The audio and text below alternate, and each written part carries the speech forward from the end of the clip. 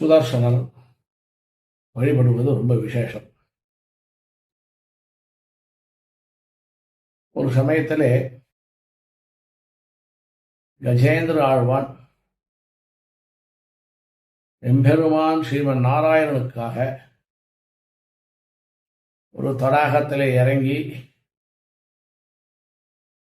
கமல புஷ்பங்களை பறித்து எம்பெருமான் நினைத்து தியானம் பண்ணி புஷ்பத்தை சமர்ப்பித்து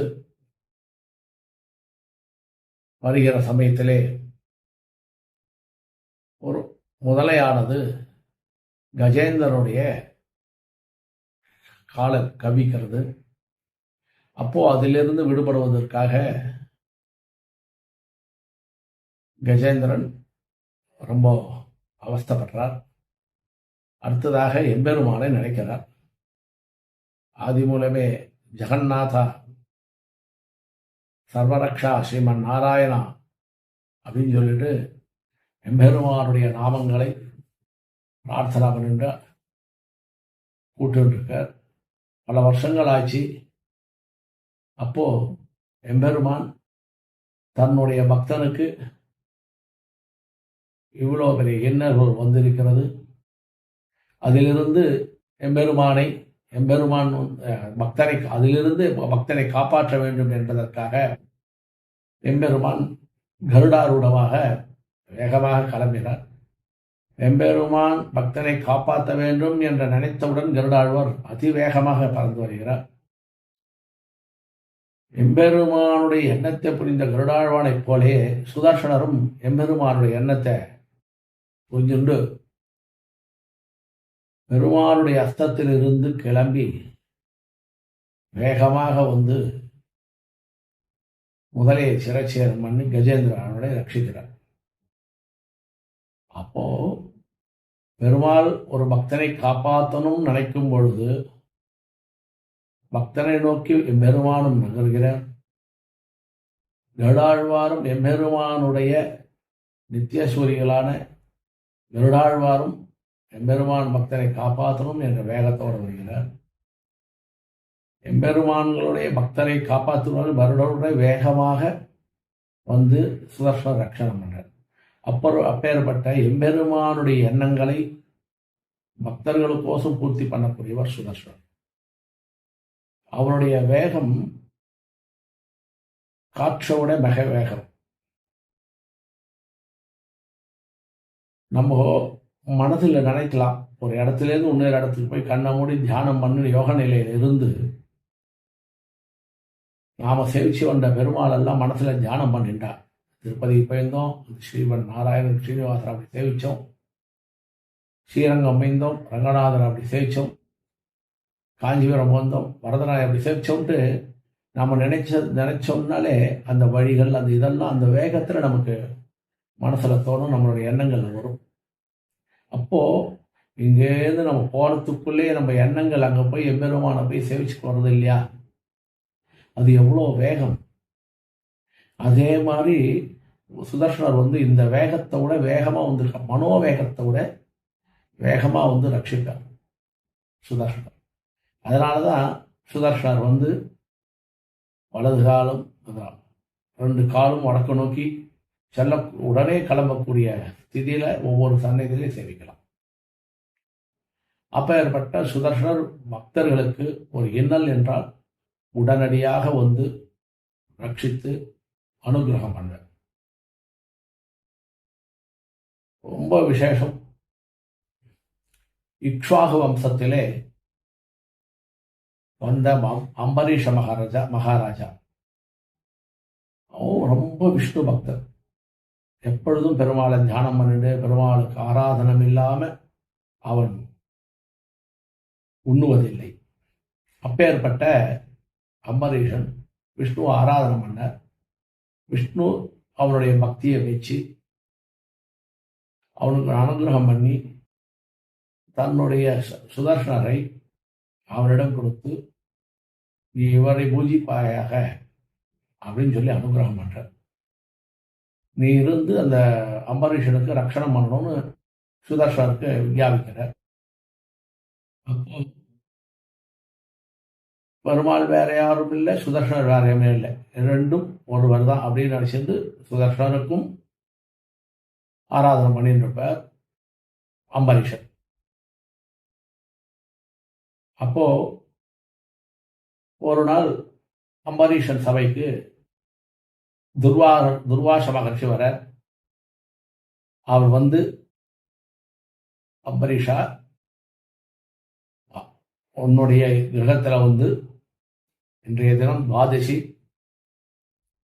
நான் வந்து பாரண பண்ணணும், அதுக்கு உண்டானதை ஏற்பாடு செய்யவும்னு அம்பரீஷ மகாராஜன் சொல்றார். அம்பரீஷுக்கு சொல்ல முடியாத, தாங்க ஒண்ணாத சந்தோஷம். ஏன்னா இந்த துவாதசி அன்னைக்கு ஏகாதசி ஃபுல்லா விரதம் இருந்து துவாதசி அன்றே பாரண பண்றது ரொம்ப விஷயம். அதுவும் பாரண பண்ணும்போது ஒருவருக்கு ததியாராதனை பண்ணிவிட்டு நாம சாப்பிடும், அதோட விசேஷம். அப்பேற்பட்ட துவாதசி அன்னைக்கு துர்வாச மகர்ஷி தான் வரேன்ன உடனே அவனுக்கு அம்பரீஷனுக்கு அளவில்லாத சந்தோஷம். அப்படியே ஆகட்டும் சுவாமி, நான் காத்துட்டு இருக்கேன் அப்படின்னு சொல்லி விஞ்ஞாபிச்சுட்டு துர்வாசன் என்ன பண்ற, நான் போய் நித்திய கர்மானங்கள்லாம் முடிச்சுட்டு, நித்திய கர்மானுஷ்டானங்களை முடிச்சுட்டு வரேன், நீ அதுக்குள்ள எல்லாம் ரெடி ஆகணும். அன்றைய தினம் அல்ப துவாதசி, கொஞ்ச நேரம்தான் துவாதசி இருந்தது. சூரியோதயம் ஆரம்பி கொஞ்ச நேரத்தில் தான் இருந்தது. அதனால அந்த துவாதசியில பாரண பண்றது தான் விசேஷம். துவாதசியில விரதம் இருக்கக்கூடாது, பாரண பண்ணணும் அப்படின்னு சொல்றதுல ஏகாதசி விரதம் இருப்பவன் துவாதசியில பாரண பண்ணணும் அப்படின்னு சொல்றதுனால, அப்போ துவாதசி காலம் முடிய போற காலமாகி போறதே, இன்னும் துர்வாச மகர்ஷி வரலையே அப்படின்னு சொல்லி என்ன பண்ணுவதுன்னு தெரியல.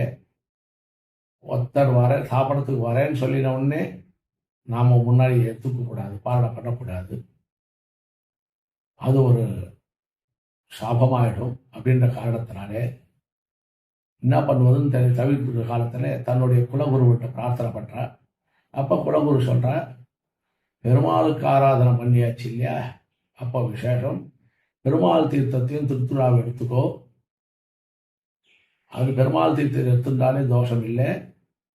அடுத்தது துர்வாச மகர்ஷிக்கு எல்லாம் சந்தோஷித்துட்டு அதுக்கப்புறமா நீ ஆகாரத்தை எடுத்துக்கலாம், அது துவாதசி பாரண சம்பந்தம், கவலைப்படாத அப்படின்னு அனுகிரகம் சொல்லிடுறார். தன்னுடைய குலகுரு சொன்னதை விட்டுண்டு அம்பரீஷன் தீர்த்தத்தை, பெருமாள் தீர்த்தத்தை எடுத்துன்றார். பெருமாள் தீர்த்தத்தை எடுத்துட்டு திருத்துறா எடுத்துட்ட உடனே கொஞ்ச நேரத்தில் துர்வாசம் வர. அப்போ துர்வாச மகர்ஷி பார்க்குற அம்பரீஷனை, நீ பாரணை பண்ணி விட்டாயா? இல்லை, மகர்ஷிக்கோசரம் காத்துட்டு இருக்கேன். அப்போ பெருமாள் தீர்த்தம் தான் காலம் தவறு போனது, பெருமாள் தீர்த்தத்தை எடுத்துட்டேன்னு, நீ பெருமாள் தீர்த்தம் எடுத்ததுவே பாரணத்துக்கு சமம் தான், அதனால நான் வரத்துக்கு முன்னாடி பாரணை பண்ணதுனால உனக்கு சாபம் விடுறேன் அப்படின்னு சொல்லிட்டு தன்னுடைய சக்தியால் ஒரு பூதத்தை ஏவி அம்பரீஷன் மேல ஏவி விடுறார். உடனே அம்பரீஷன் அபசாரப்பட்டுட்டோம், முனிஸ்ரேஷ்டர் வணங்கிட்டு பெருமாளை பிரார்த்தனை பண்றார். அந்த பூதம் வந்து அம்பரீஷன் கிட்ட வரத்துக்கு முன்னாடியே சுதர்ஷனர் வந்து அவரை அம்பரீஷனை ரட்சித்து பூதத்தை சிக்ஷை பண்ணிடுறது. உடனே அந்த சுதர்ஷனர் அம்பரீஷன் மேலே ஏவி விட்ட துர்வாச மகர்ஷியை பார்த்து அவரை சிக்ஷா பண்றதுக்கோசம் துரத்துறது. அப்போ துர்வாச மகர்ஷி வேகமா போறார். வேகமா போயிட்டு எங்கெங்க போனாலும், எந்த இடத்துக்கு போனாலும், இந்திரண்ட போறார், எதுவும் நடக்கலை, எதுவும் பண்ணல. சத்தியலோகம் பிரம்மாண்ட போறார், அங்கேயும் நடக்கலை. மறுபடியும் எல்லாருமா சேர்ந்து மகாவிஷ்ணுவோட போய் பிரார்த்தனை பண்றான். இப்போ மகாவிஷ்ணு என்ன சொல்றேன், நீ என்ன, இது நான் ஒன்றும் பண்ண முடியாது, நீ என்னுடைய பக்தன்டையே போய் கேளு, அவனே ரட்சணை பண்ணுவான் அப்படின்ட்டார். உடனே ஓடி வந்து துர்வாச மகர்ஷி அம்பரீஷன்ட, உன்னுடைய பெருமை தெரியாம நான் உன்னோட சோதிச்சுட்டேன், என்னை ரட்சணம் பண்ணுன்ற. அப்போ அம்பரீஷனும் ஒரு 10 ஸ்லோகத்தினாலே சுதர்சன பிரார்த்தனை பண்ணி சுதர்சன சாந்தமாகி அம்பரீஷனையும் துர்வாச மகர்ஷியும் ரட்சிச்சார். அப்பேற்பட்ட ஒரு இன்னல்கள், ஒரு இதெல்லாம் இன்னல்கள்லாம் வந்து தடை நிவர்த்தி பண்ணி அதிலிருந்து காப்பாற்றக்கூடியவர் இந்த சுதர்சனர். அப்பேற்பட்ட சுதர்சனரை வழிபடுவது மிகவும்